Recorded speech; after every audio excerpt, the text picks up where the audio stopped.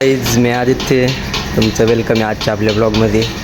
तर मिल्किंग चालू केली आता.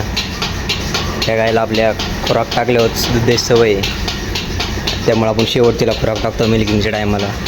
स्टार्टिंगला आपण आणली होती तेव्हा ते असं खुराक टाकायच्या टायमाला पान व्हायचे, नंतरनं धारच देत नव्हती ती पूर्ण. तेव्हापासून आपण तसं करायला लागलो आहे त्यांना. तर आता वातावरण एकदम मस्त झालं आहे आणि परवा दिवशी बी असंच वातावरण झालं तेव्हा आपलं झाड पडले, तुम्हाला दाखवतो मी.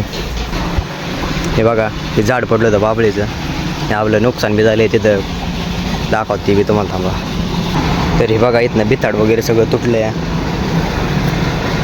सगळं तुटले. झाड तिकडून उचलून आले त्या साईडने आणि खांब वगैरे वाकलेले आहेत. आता हे सगळं चिखल झालं आहे इथं. म्हणजे चेंबरचं बी काम चालू आहे, त्यामुळं आता उरकतच आलं आहे, थोडं राहिले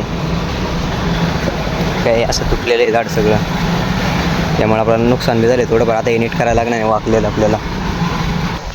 आता हे परवा दिवशीच कापली बाबळ पडलेली आणि काटं वगैरे पडलं, ते सगळं गोळा करून घेतलेत. आपल्या गायांच्या पायांना वगैरे लागायचे आणि 2-3 गायांच्या आपल्या साडांना बी लागलेले ते काटं, त्यामुळं. तर आजच्या ब्लॉगमध्ये एवढंच. ब्लॉग आवडला असेल तर आपल्या इंस्टा पेजला फॉलो करा, यूट्यूब चॅनलला सबस्क्राईब करा.